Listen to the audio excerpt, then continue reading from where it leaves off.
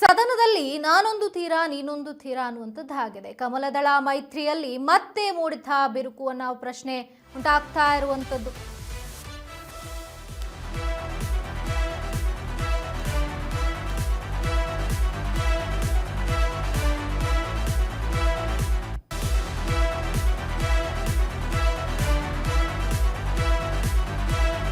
ಸದನದಲ್ಲಿ ಈಗ ನಾನೊಂದು ತೀರಾ ನೀನೊಂದು ತೀರಾ ಅನ್ನುವಂಥ ಪರಿಸ್ಥಿತಿ ಬಂದಿರುವಂಥದ್ದು. ಇನ್ನು ಕಮಲದಳ ಮೈತ್ರಿಯಲ್ಲಿ ಮತ್ತೆ ಬಿರುಕು ಮೂಡಿತಾ ಅನ್ನುವಂಥ ಪ್ರಶ್ನೆ ಕೂಡ ಎದುರಾಗಿರುವಂಥದ್ದು. ಇನ್ನು ನಾಗೇಂದ್ರ ರಾಜೀನಾಮೆಗೆ ಬಿಜೆಪಿ ನಾಯಕರು ಪಟ್ಟು ಹಿಡ್ಕೊಂಡಿರುವಂಥದ್ದು. ಸದನದಲ್ಲಿ ಒಟ್ಟಿಗೆ ಹೋರಾಟ ಅಂತ ಹೇಳಿ ವಿಪಕ್ಷ ನಾಯಕ ಆರ್ ಅಶೋಕ್ ಹಾಗೆ ಬಿಜೆಪಿ ರಾಜ್ಯಾಧ್ಯಕ್ಷ BY ವಿಜೇಂದ್ರ ಕೂಡ ಒಂದು ಹೇಳಿಕೆಯನ್ನ ನೀಡಿದ್ರು. ಇನ್ನು ಸದನದಲ್ಲಿ ಒಟ್ಟಿಗೆ ಹೋರಾಟಕ್ಕೆ ಇನ್ನೂ ಕೂಡ ಬಿಜೆಪಿ JDS ಮೈತ್ರಿ ಪಕ್ಷ ಏನಿದೆ ಇಳ್ದಿಲ್ಲ. ಆದರೆ ಬಿಜೆಪಿಯವರು ಮಾತ್ರ ಈಗ ಹೋರಾಟ ಮಾಡ್ತಾ ಇರುವಂಥದ್ದು. ಕಳೆದ ಒಂದು ವಾರದಿಂದ ಅಧಿವೇಶನದಲ್ಲಿ ನಾಗೇಂದ್ರ ಅವರ ರಾಜೀನಾಮೆಗೆ ಒತ್ತಾಯಿಸಿ ಹೋರಾಟವನ್ನ ಮಾಡ್ತಾನೆ ಬಂದಿದ್ದಾರೆ ಬಿಜೆಪಿ ನಾಯಕರು. ಆದರೆ JDS ಪಕ್ಷದ ನಾಯಕರು ಯಾರೂ ಕೂಡ ಇದಕ್ಕೆ ಕೈ ಜೋಡಿಸಿಲ್ಲ ಅನ್ನುವಂತಹ ಆರೋಪ ಕೂಡ ಕೇಳಿ ಬರ್ತಾ ಇರುವಂಥದ್ದು.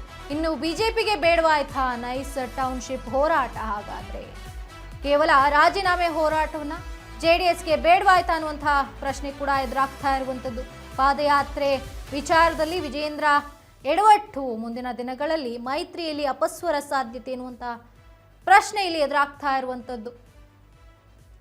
ಪಾದಯಾತ್ರೆ ವಿಚಾರದಲ್ಲಿ ವಿಜೇಂದ್ರ ಅವರು ಎಡವಟ್ಟು ಮಾಡಿದ್ದಾರೆ. ಮುಂದಿನ ದಿನಗಳಲ್ಲಿ ಮೈತ್ರಿ ಪಕ್ಷ ಏನಿದೆ ಈಗ JDS ಮತ್ತು ಬಿಜೆಪಿ ಇದರಲ್ಲಿ ಅಪಸ್ವರ ಕೇಳಿ ಬರುವಂತಹ ಸಾಧ್ಯತೆ ಇರುವಂಥದ್ದು ಇಲ್ಲಿ ಮೂಡಿ ಬರ್ತಾ ಇದೆ.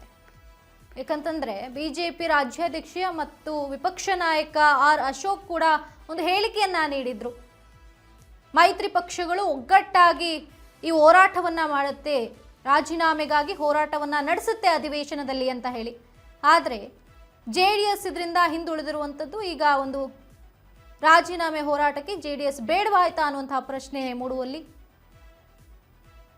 ವಿಚಾರಕ್ಕೆ ಬಂದಿರುವಂಥದ್ದು. ಇನ್ನು ಪಾದಯಾತ್ರೆ ವಿಚಾರದಲ್ಲಿ ವಿಜೇಂದ್ರ ಅವರು ಎಡವಟ್ಟು ಮಾಡಿದ್ರ, ಇನ್ನು ಮುಂದಿನ ದಿನಗಳಲ್ಲಿ ಮೈತ್ರಿಯಲ್ಲಿ ಅಪಸ್ವರ ಕೇಳಿ ಬರುವಂತಹ ಸಾಧ್ಯತೆ ಕೂಡ ಇಲ್ಲಿ ಕಂಡು ಬರುವಂತ. ರಾಜೀನಾಮೆ ಹೋರಾಟ JDSಗೆ ಬೇಡವಾಯ್ತಾ ಹಾಗಾದ್ರೆ ಅನ್ನುವಂತಹ ಪ್ರಶ್ನೆ ಕೇಳಿ ಬರ್ತಾ ಇದೆ.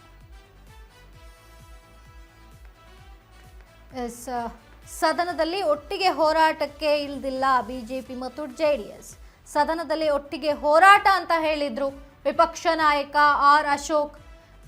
ನಾಗೇಂದ್ರ ರಾಜೀನಾಮೆಗೆ ಪಟ್ಟಣ ಹಿಡಿದು ಕೂತಿದ್ದಾರೆ ಬಿಜೆಪಿ ನಾಯಕರು. ಆದ್ರೀಗ ಬಿಜೆಪಿಗೆ ಬೇಡವಾಯ್ತಾ ನೈಸ್ ಟೌನ್ಶಿಪ್ ಹೋರಾಟ?